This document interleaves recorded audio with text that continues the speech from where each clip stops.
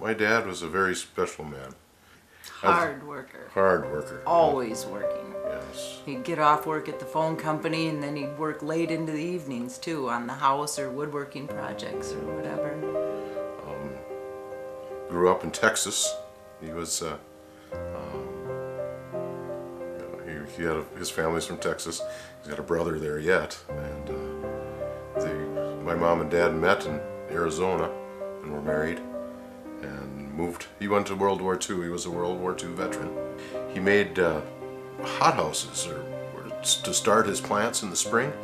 And he took aluminum cans and opened them up and then painted them black and then put them on the top of that outhouse so that would collect the solar energy to keep that warm in the early spring in Minnesota. Having grown up in the Depression, I think that had a lot to do with it, that he had a really strong work ethic. About 5 years ago, my brother took my mom and dad back to where they were married in Arizona.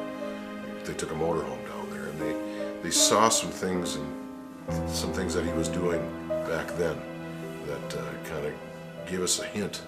Looking back, we probably didn't really realize it at the time, but as the dementia came on, and looking back, you could see that was part of it and where it started.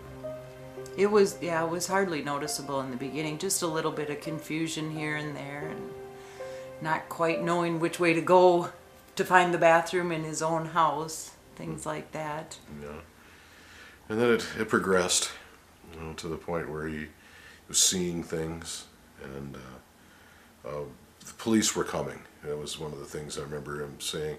My mom would call me in the evenings, and I'd have to go up to their apartment because he was paranoid and he thought somebody was out to get him, or he didn't know my mom, or something like that. Or there was other things that happened too. He started to get to the point where he didn't know what was going on anymore.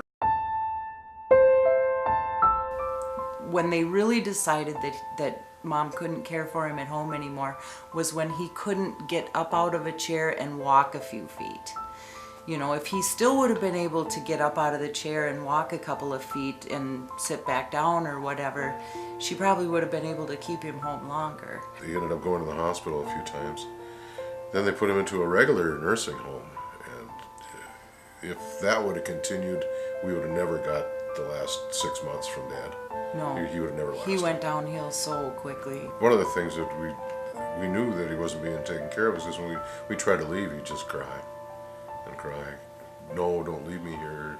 That Please, kind of thing. take me with Take you. me with Take you. me home. Take me home. He keeps getting sedated all the time, and he keeps getting bounced to the dementia ward at the hospital. And when he's up there, we can't visit him hardly at all. They have very restrictive.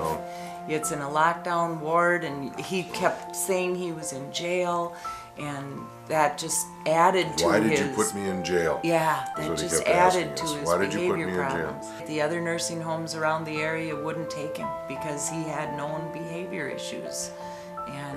And with the Parkinson's and everything, the lack of mobility, that didn't help either. They don't have the people or the know-how or the care.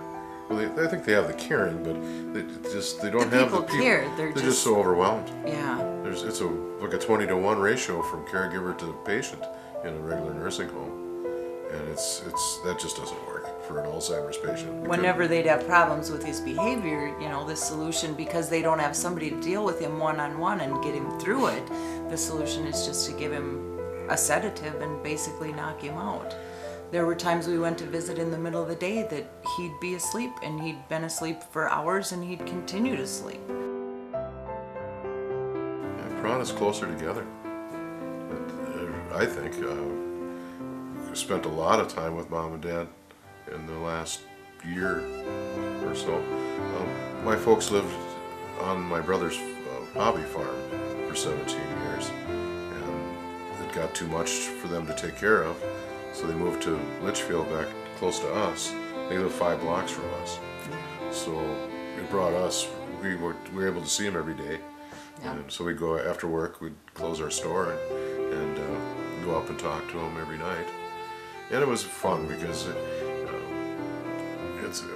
I haven't been real close to my folks for quite a few years, so it was fun to catch up and get back to it. But I'm really happy that they came so I could spend more time with Dad toward the end.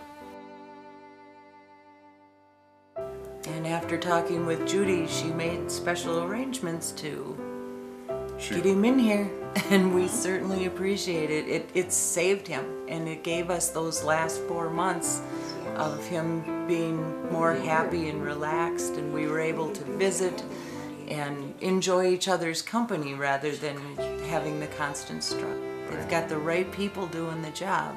Their staff is incredible. Yeah, that's They're such loving people. Like, you walk through the doors and they come up to you and they just give you a big hug. We walked in here tonight and everybody just gave us a big hug. It's a wonderful feeling. And do you folks need any coffee? Is anybody hungry? This is the family. Lakeview Ranch has got the family feeling. It's just that it was such a blessing to have Harvey here for the last 4 or 5 months. It brought him back to us where we could actually sit down and have a conversation. We could enjoy my father again. And when it came time to leave, it was a smile and a wave and we'll see you tomorrow instead of Crying. please take me with you. And we could all relax knowing that he was being taken care of properly and he wasn't It was suffering. a lot easier on us, after we went home. Huge Knowing weight. that he was being taken care of rather than having to worry ourselves sick.